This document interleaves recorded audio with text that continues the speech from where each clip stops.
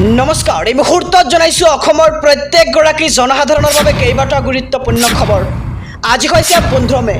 আজিৰ দিনটোতে অসমৰ লগতে ভাৰতবৰ্ষৰ বিভিন্ন প্ৰান্তৰ পৰা কেইবাটা গুৰুত্বপূৰ্ণ খবৰ যুগুত কৰা হৈছে।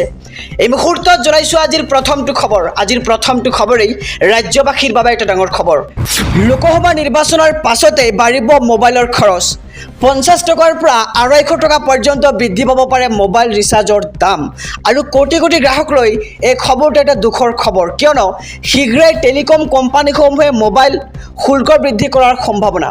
আৰু 25% পৰ্যন্ত বৃদ্ধি হ'ব পাৰে মোবাইল ৰিচাৰ্জৰ শুল্ক, যাৰ ফলত বৃদ্ধি পাব পাৰে পোষ্টপেইড আৰু প্ৰিপেইড ৰিচাৰ্জৰ পৰিমাণ।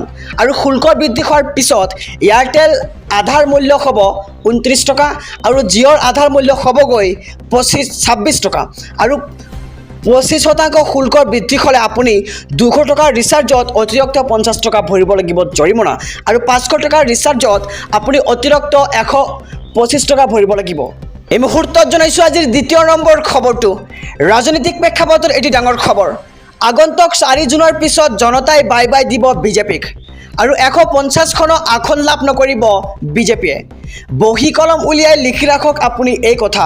আৰু 4 জুনৰ পিছত নৰেন্দ্ৰ মোদী হ'ব নোৱাৰিব দেশৰ প্ৰধানমন্ত্ৰী।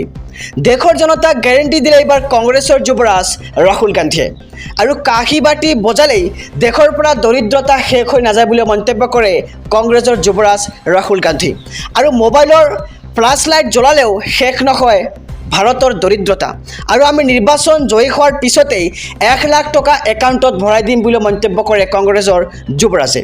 আৰু 4 জুনৰ পিছত জনতাই বাই বাই দিব লাগিব বিজেপিক, আৰু 150খনো আসন লাভ নকৰিব বিজেপিয়ে। বহী কলম উলিয়াই আপুনি লিখি ৰাখক এই কথা, এনেদৰে মন্তব্য কৰিলে ৰাহুল গান্ধীয়ে। এই মুহূৰ্তত জনাইছোঁ আজিৰ তৃতীয় নম্বৰ খবৰটো।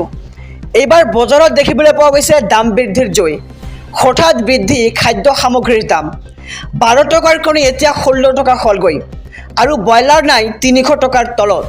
পিঁয়াজৰ দামে চুলেগৈ প্ৰতি কিলোত অৰ্ধশতক, আৰু 50 টকাৰ তলত পাবলৈ নাই কোনো ধৰণৰ শাক পাচলি। ৰাজ্যবাসীৰ বাবে বেয়া খবৰ, কিয়নো লোকসভা নিৰ্বাচনৰ প্ৰাক্ষণতে এতিয়া বজাৰত বিভিন্ন খাদ্য সামগ্ৰীৰ দাম বৃদ্ধি হোৱা দেখিবলৈ পোৱা গৈছে। আৰু 100 টকা লৈ গ'লে আনিব পাৰিব মাত্ৰ 2টাহে পাচলি। আৰু শাক পাচলি এৰি আলু খাওঁ বুলিলেও ভাবিব লাগিব আপুনি এতিয়া। আৰু আলু এতিয়া প্ৰতি কিলোত 30 টকা হ'লগৈ।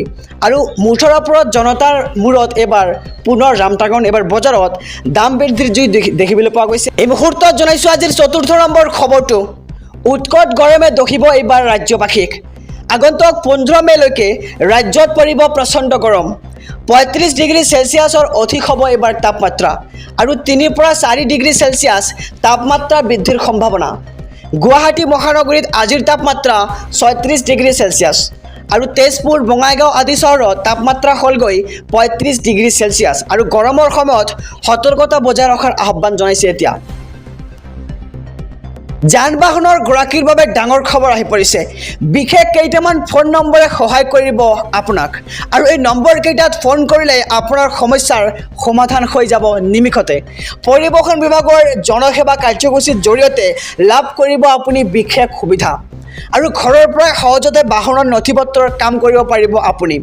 আৰু 1 মে'ৰ পৰা আগন্তুক 28 মে' পৰ্যন্ত লাভ কৰিব এই বিশেষ সুবিধাটো।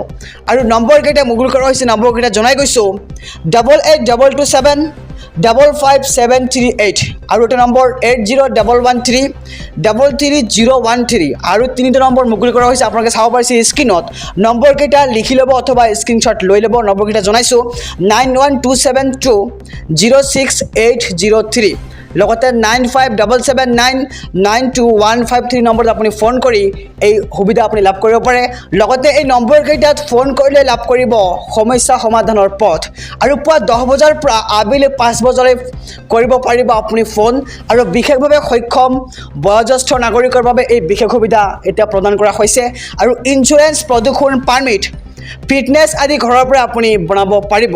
আৰু ক্ষমা কৰিব, আপুনি ইঞ্চুৰেঞ্চ, প্ৰদূষণ পাৰ্মিট, ফিটনেছ আদি ঘৰৰ পৰা আপুনি আদায় দিব পাৰিব।